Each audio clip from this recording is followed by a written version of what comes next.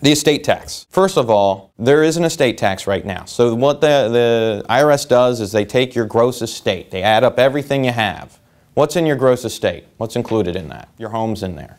Okay, what else is in there?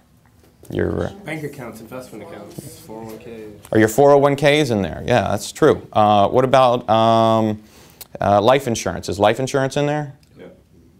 Life insurance is in there. Most people, if you ask them, the question is life insurance taxable?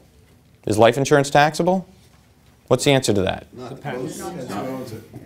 Well, it depends who owns it, but often people think it's a trick question because most of the time for income tax purposes it's not taxable. But for estate tax purposes it's included in the estate. Let's assume you own your life insurance policy, which most people do. Most people who have life insurance have, if you're younger, it's a term policy a lot of the time. But given that most people haven't done their estate planning, most people own their own life insurance. So that's included in your estate when you own your own policy. And you add up all those assets, they calculate the tax, and there is a credit which is based on a certain dollar amount that you get to take off the top.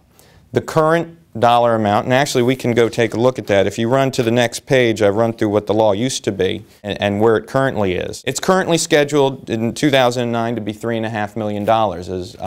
Last year it was $2 million, and this was a number that was $600,000 for many years and has been increased. So there's a $3.5 million number that comes off the top. Now, next year there is scheduled to be a repeal. And as Phil pointed out, most likely they will change the law, although it's not a guarantee they will change the law. And until it's done, I don't think you can assume anything's done until it's done. But the most common proposal that I've heard, the one that most professionals think will happen, is that they will make $3.5 million permanent as part of the budgetary act that they're going to pass. Because they already in their proposed budget have scheduled $3.5 million. Does that mean that 3.5 is permanent? It doesn't. It just means we've extended it 10 years. And then it'll go back to $1 million unless they change the law again. So even if they extend it, or they change the law and make it $3.5 million today, that's good until 2019. Now, I don't know about you, but most of my clients, their life expectancies are beyond 2019. And when I prepare my documents, I'm preparing those documents to last them their lifetime. Now, you need to take into account that worst case. So clearly, at least in my opinion right now, planning includes taking into account a $1 million number. So what does that mean? Okay, well, so now we're still going through the estate taxes. So you have an estate, it's $10 million, you take $3.5 million off the top, and then there's an estate tax on the rest.